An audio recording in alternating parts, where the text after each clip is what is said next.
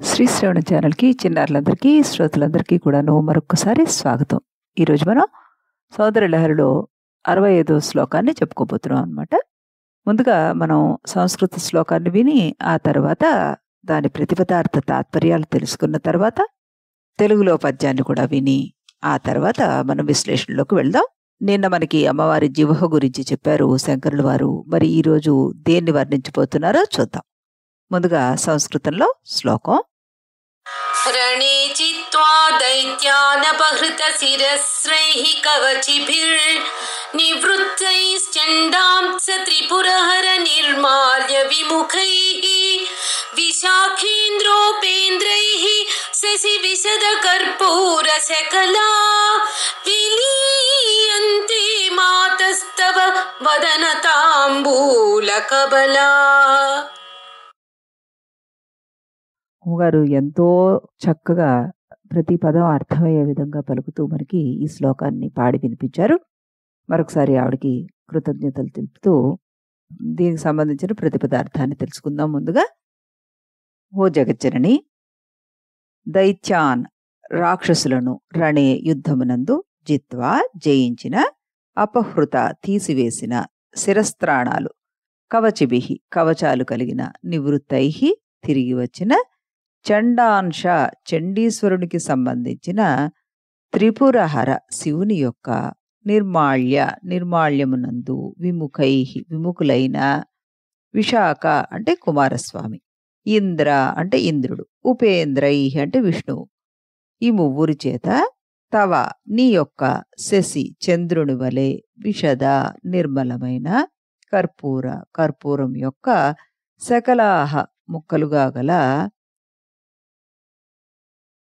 వదన ముఖమునందలి, తాంబూల తాంబూలము యొక్క, కబళాహ ముద్దలు, విలీయంతే మింగబడుచున్నవి అంటున్నారు. అంటే ఇక్కడ అర్థం ఏంటి మనకి?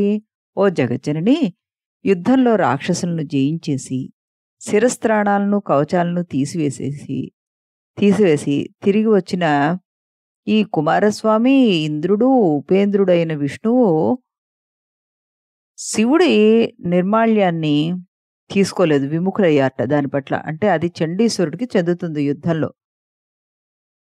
దాన్ని తీసుకోవడానికి వాళ్ళు విముఖులై, చంద్రుని వంటి తెల్లని కర్పూర శకరాలతో ఉన్నటువంటి నీ ముఖ తాంబూలాన్ని ప్రసాదంగా మింగడానికి ఉద్యుక్తులైపోయారు అంటూ ఇందులో చెప్పబడుతుంది అనమాట. మరి ఇప్పుడు మనం తెలుగులో కూడాను పద్యాన్ని వినేసి, ఆ తర్వాత మనం దీని యొక్క విశ్లేషణలోకి వెళ్దాం. ముందుగా తెలుగులో పద్యం.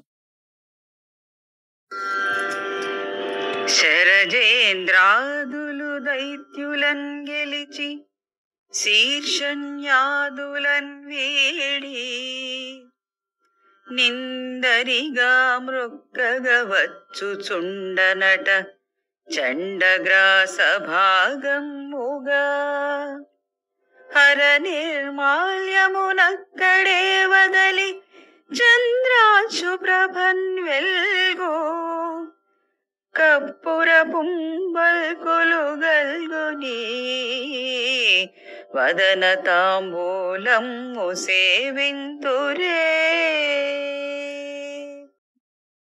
అనురాధ గారు చాలా చక్కగా ఈ పద్యాన్ని పాడి మనకి వినిపించారు. ఇప్పుడు మన విశ్లేషణలోకి వెళ్తే గనక, ఈ అమ్మవారి తాంబూలం గురించి ఈయన వర్ణించి చెప్తున్నారు. ఆ తాంబూలం యొక్క విశిష్టత, దానికి ఉన్న ప్రాధాన్యత గురించి ఇందులో మనకి చెప్తున్నారు శంకరుల వారు. లలితా సహస్రనామంలో గనక చూస్తే మనకి 2 నామాలు దీనికి వర్తిస్తాయి. ఒకటేంటి? తాంబూల పూరిత ముఖి అన్నది ఒకటి, రెండోది కర్పూర వీటి కామోద సమాకర్ష దిగంతర అన్నది. ఇప్పుడు ఈ కర్పూర వీటి కామోద సమాకర్ష దిగంతర అంటే ఏమిటంటే, ఏలకులు, లవంగాలు, పచ్చకర్పూరము, కస్తూరి, నాగకేసరాలు, జాజికాయ, వక్కలు మొదలైన వాటితోటి, పొడి తమలపాకులతోటి వాటిని కలిపి అమ్మవారి తాంబూలం తయారు చేస్తారన్నమాట. ఈ తాంబూలానికి వాటన్నిటి వల్ల పరిమళం వస్తుంది. అమ్మవారు ఈ తాంబూలం వేసుకున్నప్పుడు వచ్చిన పరిమళం దిగంతాల దాకా వ్యాపించి ఉంటుందిట. అది ఈ తాంబూలం కట్టడం కూడాను చతుషష్ఠి లలిత కళల్లో ఒకటి అని చెప్తుంటారు పెద్దవారు. అయితే ఇందులో కర్పూరం స్వచ్ఛంగా, తెల్లగా, నిర్మలంగా, చల్లగా, తేలిగ్గా ఉంటుంది. తన స్థూల అస్తిత్వాన్ని తక్కువ కాలంలో పోగొట్టుకుంటుందది. తనలోని అగ్నిని తక్కువ కాలంలో వ్యక్తం చేస్తుంది. వెలుగును, పరిమళాన్ని కూడా అది ఇస్తుంది. కర్పూరం స్థూల స్థితి అయిన ఘనస్థితిలో ఉన్న ద్రవస్థితికి చెందకుండానే సూక్ష్మ స్థితి అయిన వాయుస్థితిలోకి సూటిగా తక్కువ కాలంలోకి అది మారుతుందన్నమాట. అందువల్ల స్థూల లోకంలో ఉండే వారి నుండి వారి సూక్ష్మ శరీరం వేరై తక్కువ కాలంలోనే సూక్ష్మ లోకాల్లో విహరించడానికి వారికి అనుభూతి పరంగా ఈ కర్పూరం దోహదపడుతూ ఉంటుందన్నమాట. అయితే ఇక్కడ మనకి ఈ తాంబూలం గురించి ఎందుకు వర్ణించారు అంటే, వసిన్యాది వాగ్దేవతలు లలితా సహస్రనామంలో ఆవిడ ఉదరము, హృదయము, నోరు, నాలుక సద్వాసనలకు, సత్సంస్కారాలకు, సద్భావనలకు, సద్వాక్కులకు నిలయమై ఉంది కాబట్టి ఆ సద్వాసనల ప్రపంచానికి మనుగడను ప్రసాదించే ఆధ్యాత్మిక సువాసనలు కనుక అవి సకల దేవత, ఋషిగణ, ముక్త యోగిని గణాలందరికీ కూడా అందేలాగా ఆ తాంబూలపు వాసనలను దిగంతరాలకు వ్యాపించచేశాయి అన్నది భావం అన్నమాట ఇక్కడ. అంతేకాకుండా ఇక్కడ చంద్రశకలాలతోటి పోల్చిన కర్పూర తొనకలు అన్నారు. అంటే ఏమిటి? మనువిద్య, చంద్రవిద్య, చంద్రమండల మధ్యగా అన్న నామంలో మనకి ఈ చంద్రశకలాలు అంటే కర్పూరపు పరుకులు. చంద్రుడు అమ్మవారికి ఆవిష్కరించిన చంద్ర విద్యలోని అతి ముఖ్యమైన మంత్రాలన్నమాట. బీజాక్షరాలు, పద్ధతులు. శుద్ధ విద్యాంకురాలైన దంతపంక్తితోటి చక్కగా నమిలి చంద్ర విద్యా మంత్రరూపిణిగా తాంబూల కవళాన్ని గురుచిష్టంగా గురు రూపిణి అయిన శ్రీమాత తన అనన్య భక్తులకు పంచిపెడుతుందన్నమాట. అందుకే శివ నైర్మల్యాన్ని కూడా త్రోసిరాజని అమ్మవారి శ్రీ విద్యా గురుచిష్టమైన తాంబూల కబళం కోసం అరులు చేస్తూ వచ్చారు ఈ ఇంద్రుడు, విష్ణువు, కుమారస్వామి. ఎంతో కాలం సేవ చేసి ఆ పరమ గురువును మెప్పించి ఆయన అనుగ్రహించాక ఆ స్వామి తిని వదిలేసిన విస్తల్లో ఒక మెతుకు రవ్వంత ఇంగిలి పరమప్రసాదంగా తిని కవులుగా మారారని, పరమ గురువులుగా మారిన వారు ఎంతోమంది ఉన్నారని, పరమపదం చేరుకున్న వారు ఎంతోమంది ఉన్నారని చెప్తూ ఉంటారు మనకి పెద్దవారు. దీన్నే గురుచిష్ట మహిమ అంటుంటారు. ఇది ఎంగిలి అని అర్థం చేసుకోకూడదు ఇక్కడ మనం. గురుచిష్టం అంటే ఎంగిలి కాదనమాట. ఇది పరమ గురువు విడిచిపెట్టిన ప్రసాదం కింద తీసుకుంటుంటారు.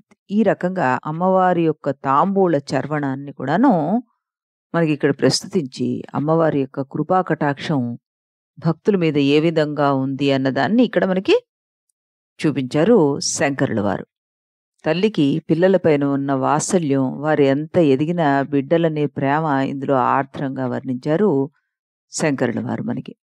అయితే శ్లోక వివరణలోకి వెళ్తే గనక మనకి ఇందాక చెప్పుకున్నట్టుగాను అయ్యవారి తాంబూలం యొక్క నిర్మాల్యాన్ని చంద్రుడు అనే రాక్షసుడికి మాత్రమే చెందుతుంది అని మనకి ఒక పురాణ కథ చెప్తోంది. అదేంటో తెలుసుకుందాం మనం. చిత్రవీర్యుడు అనే గంధర్వుడు ప్రతిరోజు ఈశ్వరుడిని పూజించడం కోసం అని చెప్పి దేవతా వృక్షాల పూలన్నీ తీసుకువెళ్ళి శ్రద్ధతోటి పూజ చేస్తుంటాడు. ఆ పూలు ఇంద్రుడు భటులకు తెలిస్తే కోసుకోనివ్వరని అర్ధరాత్రి దొంగతనంగా వెళ్లి కోసుకుని వస్తూ ఉండేవాడు ఆ శివ పూజ దురంధరుడు.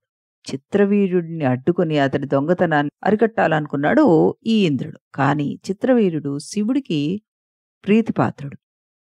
అతడిని నిరోధిస్తే శివుడి కోపానికి గురి అవ్వాల్సి వస్తుంది తాను అని అనుకున్నాడు. మరి తమ పూజకు నందనవనంలో ఒక్క పువ్వు కూడా ఉండట్లేదు, ఏం చెయ్యాలి? దేవర్షి అయిన నారదుడు స్వర్గానికి వస్తే ఇంద్రుడు తన ఈ సమస్యను ఆయనకు విన్నవించట. నారదుడు త్రికాలవేది గనుక క్షణకాలంలో ఆలోచించి శివుని పూజించిన తర్వాత పవిత్ర పూజా ద్రవ్యాలను పూజ పూర్తయిన తర్వాత ఆ శివభక్తులకు ప్రసాదంగా పంచే పూలు, వీటినే మనం నిర్మాల్యాలు అంటూ ఉంటాం కదా. ఈ నిర్మాల్యాలు చిత్రవీరుడు వచ్చే దారిలో వెదజల్లి ఉంచమని సలహా ఇచ్చట. ఇంద్రుడు ఆ ప్రకారంగా శివ నిర్మాల్యాలను చిత్రవీరుడు నందనవనంలోకి దొంగతనంగా జొరపడే మార్గంలో వేసేశాడు. రోజులాగానే అర్ధరాత్రి ఆ తోటలోకి పూలు కోసుకోవడానికి వచ్చిన ఆ చిత్రవీరుడు చీకట్లో తెలియకుండా ఈ నిర్మాల్యం పైన అడుగు వేయడం జరిగిపోయింది. అంతే, మహాపాపం అతన్ని చుట్టుకుంది. అతడి దైవీ శక్తులన్నీ మాయమైపోతాయి. ఇంద్రుడొచ్చి అతన్ని మందలించాడు. పశ్చాత్తాపడిన చిత్రవీరుడు నారదుడినే వేడుకున్నట్ట. ఆ పాప ప్రక్షాళనకు మళ్ళీ ఈశ్వరుడి గురించి తపస్సు చేసి ఈశ్వరానుగ్రహాన్ని పొందడం ఒకటే మార్గం అంటూ బోధించాడు నారదుడు. తప్పు తనది గనక చిత్రవీరుడు వెంటనే ఆ మాటకి ఒప్పుకొని తపస్సుకు వెళ్ళిపోయాడనమాట. చిరకాలంలోనే అతను శివానుగ్రహాన్ని పొందాడు. మహిమాన్వితమైన ఆ శివ నిర్మాల్యాన్ని కుమారస్వామి గాని, ఇంద్రుడు గాని, విష్ణువు గాని తారకాసుడి వధ తర్వాత కైలాసానికి వచ్చినప్పుడు తీసుకోలేదు.